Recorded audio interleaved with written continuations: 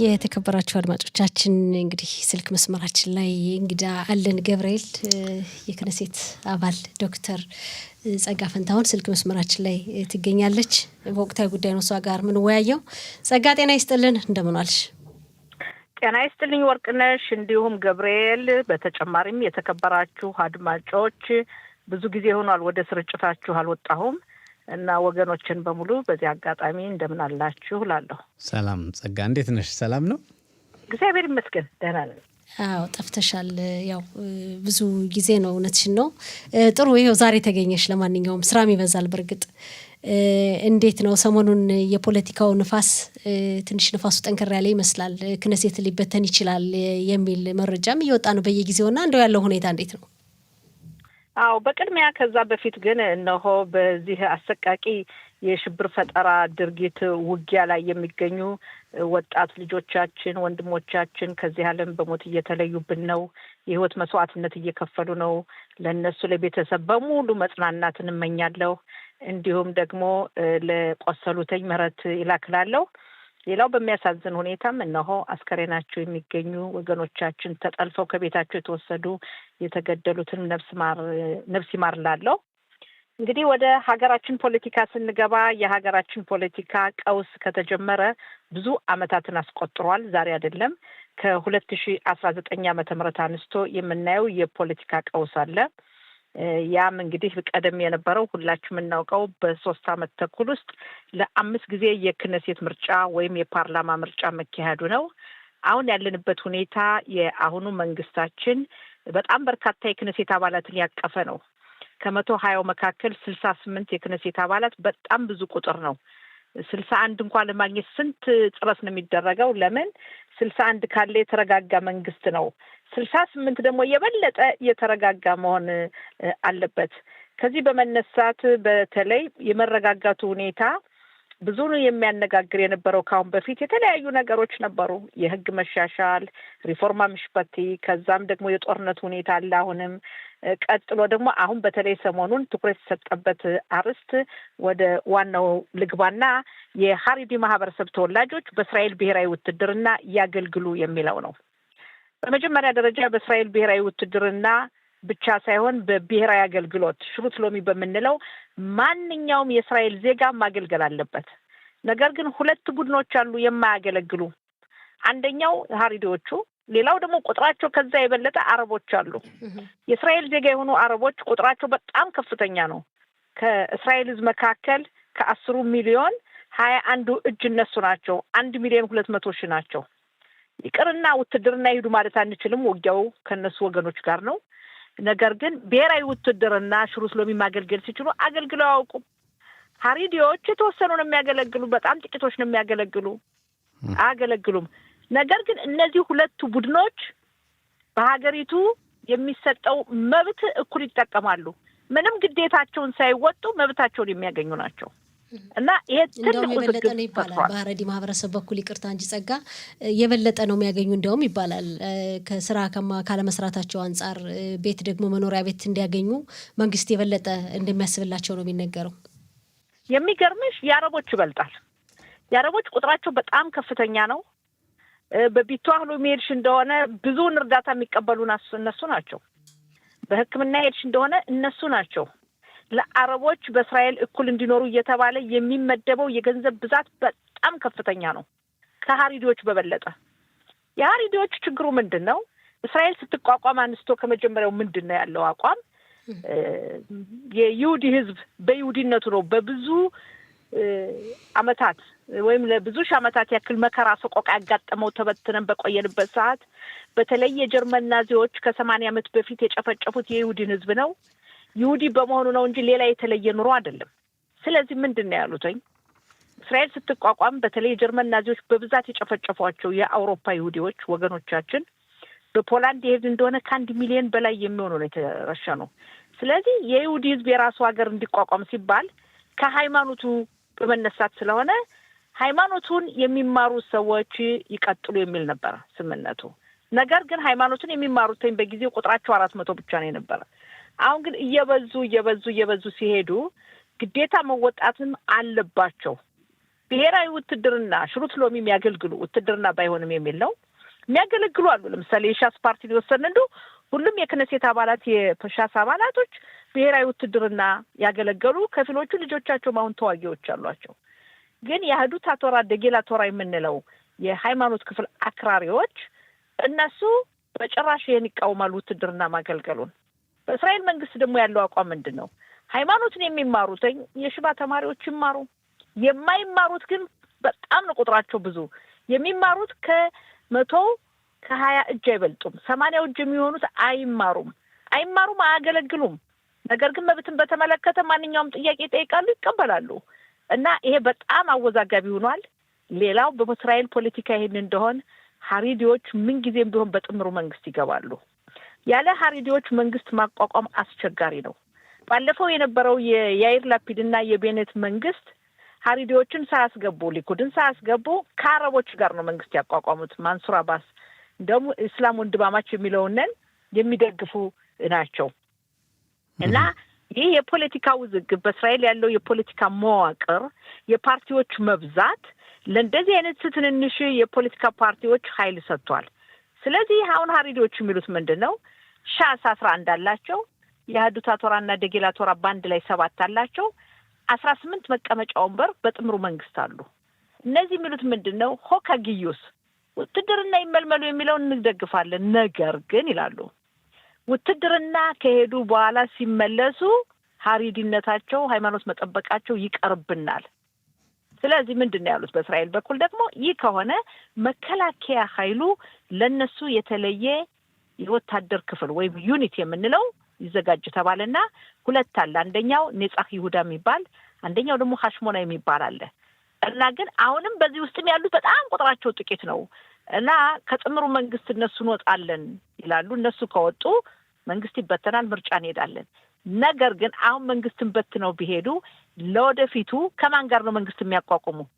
እነሱም ከሚጠሉተኝ ጋር ከነ ያይር ላፒድ ጋር ከነ ሊበርማን ጋር የማይሆን ነገር ነው ወይስ ከአረቦቹ ጋር ከነ ማንሱር አባስ ጋር ነው? ለነገሩ አሁን ያሉበት ጸጋ ይሄ አሁን ያሉበት መንግስት እነሱ እንዳይዘምቱ የሚያስቀራቸው የሚያግዛቸው ካልሆነ እነዛም እንዲዘምቱ ነው የሚፈልጉ። ስለዚህ ምን ልዩነት አለው? ጥሩ ጥያቄ ገብርኤል። እነዛም እንዲሄዱ ይፈልጋሉ። ነገር ግን ፖለቲካ ላይ መንግስት ማዋቀር ሲመጣ ያለ እነሱ ስለማይሆን ቤኒ ጋንጽ ባለፈው ምንድን ነው ያላቸው? ቤኒ ጋንጽ ምርጫው የአሁነኛው ምርጫ ሊካሄድ ሲል ከኔ ጋር የምትመጡ ከሆነ በጥምሩ መንግስት ከኔ ጋር የምትሄዱ ከሆነ የፈለጋችሁትን እሰጣችኋለሁ። ነጭ ዳፍ እንኩና የፈለጋችሁትን ጽፋችሁ ስጡኝ የሚል እንትን ነው መልእክት አስተላለፉ ተብሎ የሚተቹት። አሁን ጸጋ ተንከባለው እስካሁን የነገርሽን ነገር ትክክል ነው። በዚህ ሀገር ፖለቲካና በዚህ ሀገር እየታየ ነው። ግን አሁን የሀሪዲ ፓርቲዎች የሀሪዲ ማህበረሰቦች እንዳይዘምቱ በጠቅላይ ሚኒስትሩ ቤንያሚን ኔታንያሁ ላይ ተጽዕኖ እያደረጉ ይባሉና የመከላከያ ሚኒስትር የነበሩት ዮአቭ ጋላንት እንዲባረሩ አድርገዋል ይባላሉ። እሳቸው እንዲዘምቱ ስለሚሉ የኢታማዦር ሹም የነበሩትም እንደዚህ ነው። አሁንም ሰሞኑን እየተወራ ያለው ምንድን ነው? ዩሊ ኤድልሽተንን በጠቅላይ ሚኒስትሩ ላይ ተጽዕኖ በማድረግ ፈቀቅ እንዲያደርጓቸው ተስልጣናቸው እሳቸው ከረር ያሉ ስለሆኑ እና አሁን የነዚህ ሰዎች መባረር በዘላቂነት ሀሪዲዎች ወደ ውትድርናው ዓለም እንዳይዘምቱ የሚለውን ህግ እንዳይደነገግ ይፈታዋል ወይ? እንዴት ለመፍታት አሁን እናንተ እንደ መንግስት እንዴት ለመፍታት ይህን ችግር እየተወያያችሁ ነው ያላችሁት? በመጀመሪያ ደረጃ ዮአቭ ጋላንት የመከላከያ ሚኒስትሩ ከስልጣናቸው የተሰናበቱበት ዋናው ምክንያት የመንግስትን አቋም አለመቀበላቸው ነው። ዮአቭ ጋላንት በጦርነቱ ጊዜ ከፍተኛ መሰናክል ነው የሆኑት። ከሌሎች ተቀናቃኞች የፖለቲካ ፓርቲ አባላትና በውጭ ከሚገኙ ናታንያውን ከሚነቅፉ ጄኔራሎች ጋር በመሆን እሳቸውም ጄኔራል ነው የነበሩ፣ የእስራኤል ምክትል የጦር ኃይሎች ኤታማዦር ሹም ነው የነበሩ ዮአቭ ጋላንት። ከነሱ ጋር በመሆን የመንግስትን አቋም በመቃወም ከተቀናቃኞቹ ጋር ነበር የሚሄዱት። ስለዚህ ሚኒስትርን መሾምና ማውረድ የጠቅላይ ሚኒስትሩ መብት ስለሆነ መብት ነው። ግን ተጽዕኖ የሚያሳድረው ማን ነው? ተጽዕኖ እያሳደሩባቸው ማን ነው? መብት አላቸው። ጠቅላይ ሚኒስትር ቤንያሚን ኔታንያሁ የሾሙትን ሚኒስተር የመሾምና የማውረድ መብት አላቸው። ልክ ነው። ግን እንደሚባለው ከሆነ ተጽዕኖ የሚያሳድሩባቸው አሉ ከስተጀርባው። ዮአቭ ጋላንት ሀሪዲዎች እንዲዘምቱ በግልጽ የሚናገሩ ስለሆኑና አንዳንድ እርምጃዎቻቸው ለጠቅላይ ሚኒስትሩ አይዋጡም ነበር። ይሄ ግልጽ ነው። አሁን ላለንበት ግን ነገ በሚቀጥለው ሳምንት መንግስት ይበተናል አይበተንም ለሚለው ነገር ይሄ መንግስት እንዳይበተን ወይ እንዲበተን የሚያደርጉት ነገሮች እንዴት ነው እናንተ ለመፍታት እየተወያያችሁ ያላችሁት አሁን በተጨባጭ? ሁለት ነገሮች ቀደም እንዳልከው ጠቅላይ ሚኒስትር ማለት በህዝብ በኩል አብዛኛውን ድምጽ አግኝቶ የተመረጠ መሪ ነው። ያ የተመረጠ መሪ ሚኒስትሮችን መምረጥ ይችላል፣ ሚኒስትሮችን ማሰናበት ይችላል። በዚህ መሰረት ጠቅላይ ሚኒስትር ናታንያሁ መብታቸውን በመጠቀም ዮአብ ጋላንትን አሰናብተዋል። አያሰራኝም፣ መሰናክል ሆኖብኛል። የጦር ኃይሎች ኤታማዦር ሹም የለቀቁበት ዋናው ምክንያት ጥቅምት 7 ቀን ለደረሰው እልቂት በአንደኝነት ደረጃ ተጠያቂ መከላከያ ኃይሉ ከዛም ደግሞ ሻባክ የመረጃ ክፍሉ ነው። እነዚህ ውድቀት የታየባቸው ሰዎች መልቀቅ አለባቸው የሚለውንም አሁንም ቢሆን የመንግስት ውሳኔ ነው። ዲሞክራሲ ምንድን ነው? ገብርኤል አስረዳ። ዲሞክራሲ እኮ ህዝብ ይመርጣል። ህዝብ የመረጠ ሰው መምራት መቻል አለብህ። ያንን መሰናክል የሚሆንህን ሰው ማሰናበት ትችላለህ። በሚቀጥለው ምርጫ ሲሆን መሪውን አልፈልግም ካልክ ደግሞ መሪውን ነን በድምጽ ብልጫ ተቀይረዋል። እንደዛ ከሆነ እኮ ጸጋ እንደዛ ከሆነ አንዴ ይቅርታ፣ ያ የዲሞክራሲ ህግ ነው። ቆይ አንዴ ይቅርታ። ይሄ እና ጠቅላይ ሚኒስትር ናታንያሁ ጋላንትን ማሰናበታቸው መብታቸው ነው። አያሰራኝም፣ የኛን ውሳኔ መንግስት አይቀበልም። የጦር ኃይሎች ኤታማዦር ሹም ይሄው አሁን አወዛጋቢ ሆነው ሮኔን ባር የሻባክ ኃላፊው መሰናበት አለባቸው።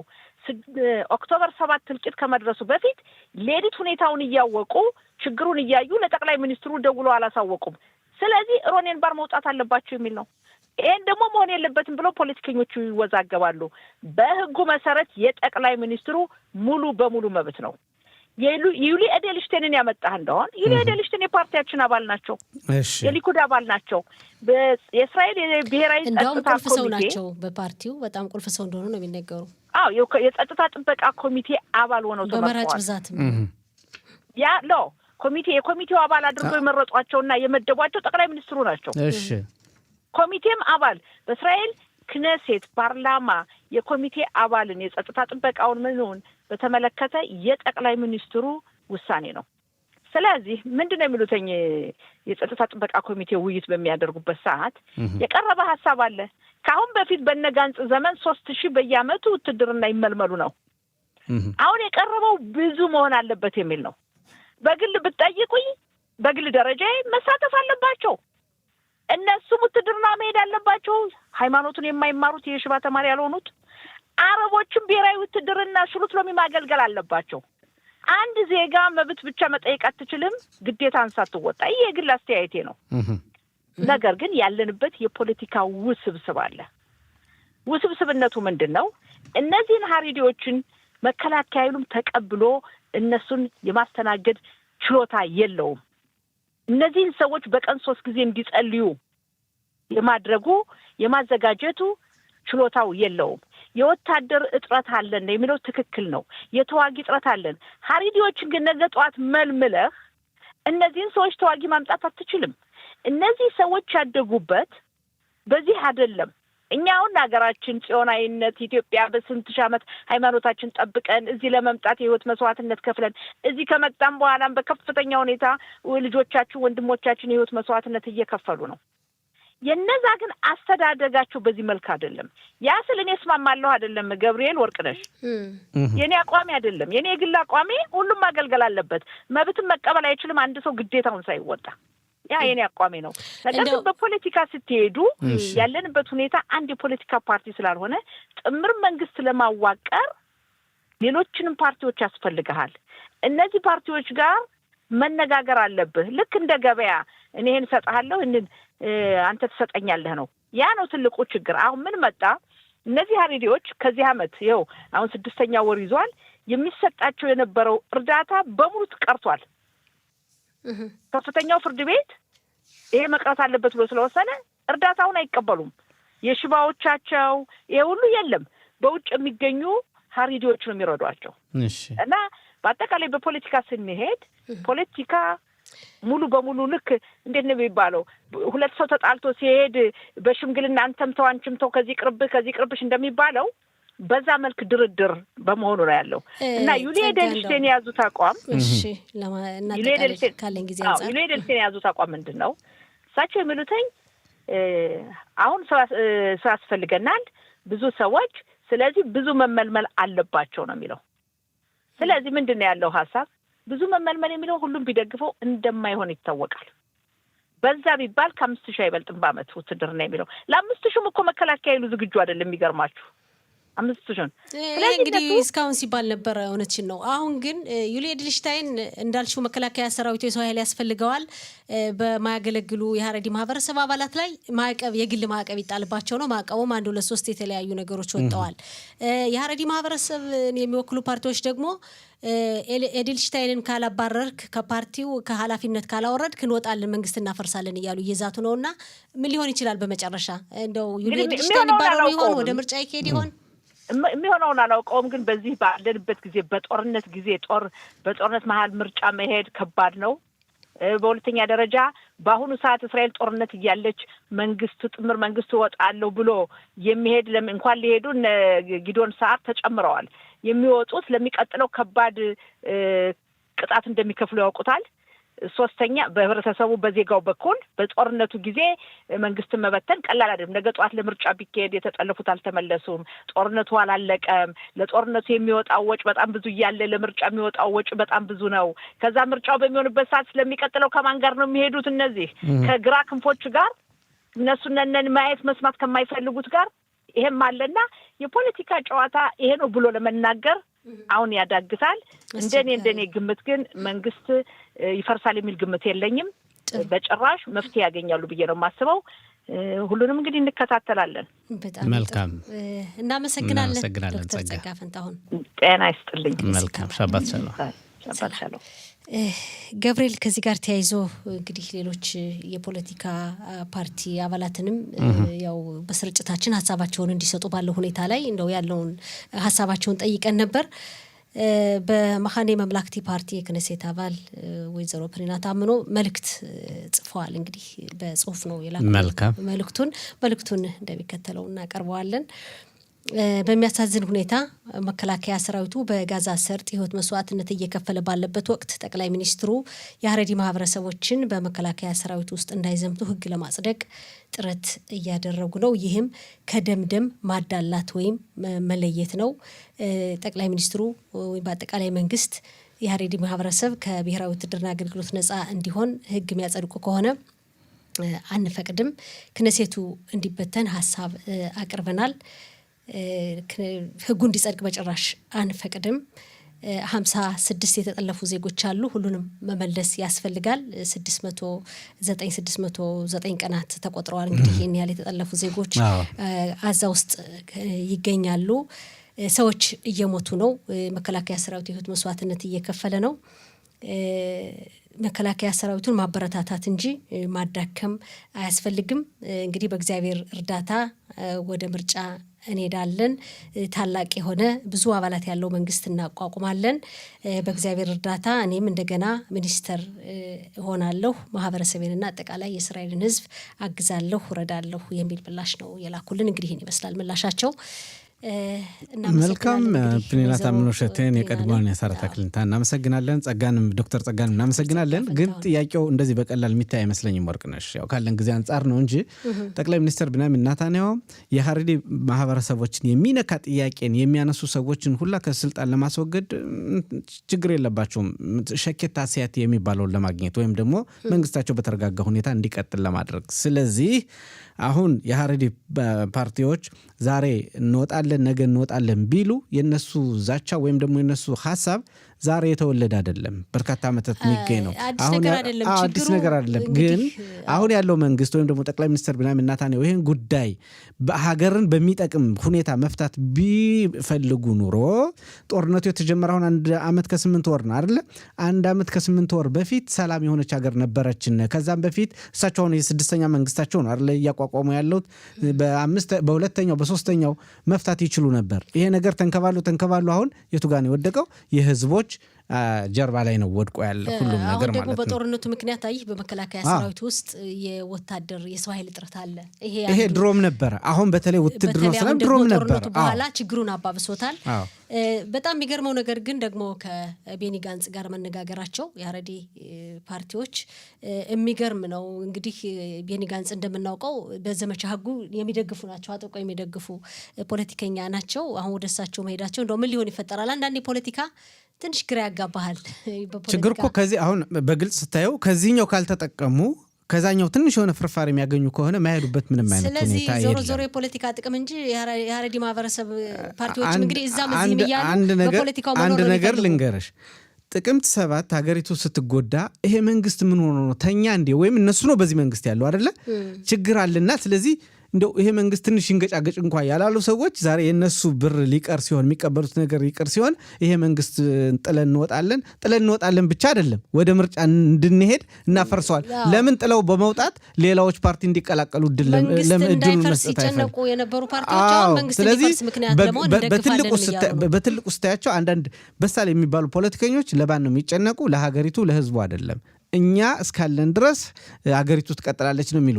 ሀገሪቱ በዛ በኩል እየተቃጠለች ከሆነ የነሱ ስልጣን የሚነካ ከሆነ ግን ስልጣናቸውን ነው የሚያስቀድሙ። እንደዚህ ነው አሁን ነባራዊ ሁኔታው እያሳየን ያለው ማለት ነው። ወርቅ ነው እንግዲህ አስቸጋሪ ነው። አንዳንዴ ምንድነው ብዙ ጊዜ እንደምንለው መሪ መሆን ቀላል አይደለም። ሀገሪቷ ያለችበት ሁኔታ አሁን ወደ ምርጫም ለመሄድ የሚቻልበት ሁኔታ አይደለም። ወደ ምርጫ ቢሄድ አሁን ጦርነቱ እንዴት ነው የሚሆነው? እንግዲህ ምርጫው ላይ ናጥቆ የሚሰሩ ፖለቲከኞች ወይስ ጦርነቱን ነው የሚመሩት? ይሄም ትንሽ ሂሳብ ውስጥ በነገራችን ላይ ይሄ ነገር ከባድም አይደለም ቀላልም አይደለም። እንዴት በይው አሁን ለምሳሌ ጦርነቱ በ6-7 አቅጣጫ ነው ያለ።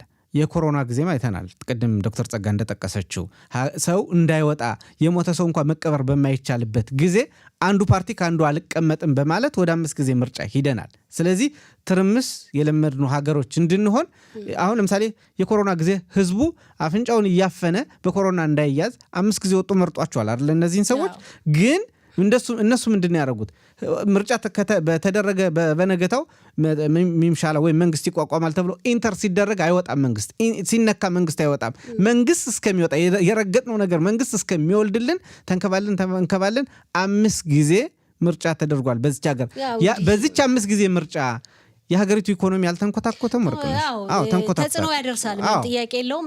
ዞሮ የፓርቲዎች መብዛትም አንዳንዴ እንግዲህ ያንዳንዱ ማህበረሰብ የራሱን የቻለ ፓርቲ ማቋቋሙ ለምሳሌ አሜሪካን ያክል ታላቅ ሀገር 2 ታላላቅ ፓርቲዎች ነው ያሉ። ወይ እዚህ ትሆናለህ ወይ እዛ። እስራኤል ደግሞ ይሄ ድል በየቦታው ይሄ ትልቅ ሰፊ ጥያቄ ነው። የሚያቀርብ ነው። ለማንኛውም በእውነት አንድ ብናረገው ስንበል አንድ ብናረገው የዚህን ሀገር ፓርቲ ማለት ነው አሁን እንዳለው 64 ማንዳት አለ ማንንም አልሰማም የሚል መንግስት ነው ልንወልድ ምንችል። እንዲያውም በሌላ እይታ ብናየው የፓርቲዎች መብዛት የሚወልደው ጥሩ ነገር አለ። ሳምንቱ ፓራሻት አሻባይ መወሪት ተስላለ እንዳይቆረጥብን ወደሱ ንለፍ። ቦና ወርለ ፓራሻት አሻባይ